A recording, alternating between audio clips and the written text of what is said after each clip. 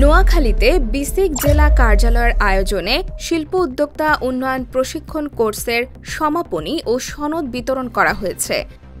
জুনায়েদ কামালের প্রতিবেদনে থাকছে বিস্তারিত। বাংলাদেশ ক্ষুদ্র ও কুটির শিল্প কর্পোরেশন 2024-25 অর্থ বছরের শিল্প উদ্যোক্তা উন্নয়ন প্রশিক্ষণ কোর্স চতুর্থ ব্যাচের সমাপনী ও সনদ বিতরণ অনুষ্ঠান অনুষ্ঠিত হয়েছে। বৃহস্পতিবার সকালে বিসিক জেলা কার্যালয়ে এ অনুষ্ঠানের আয়োজন করা হয়। এ সময় নোয়াখালী বিসিকের টেকনিক্যাল অফিসার মোহাম্মদ আশিকের সঞ্চালনায় প্রধান অতিথি হিসেবে উপস্থিত ছিলেন অতিরিক্ত জেলা প্রশাসন সার্বিক নোয়াখালী মোহাম্মদ ইসমাইল। বিশেষ অতিথি হিসেবে উপস্থিত ছিলেন বিসিক জেলা কার্যালয়ের উপব্যবস্থাপক ও টিওটি প্রশিক্ষক মোহাম্মদ আসাদুল্লাহ হাসান, কর্মসংস্থান ব্যাংক নোয়াখালীর এজিএম ও রিজিওনাল ম্যানেজার মোহাম্মদ আবু ফয়সাল, স্বপ্নপূরণ সমাজ উন্নয়ন সংস্থার নির্বাহী পরিচালক সাংবাদিক রুমানা ইসলাম সহ আরও অনেকে।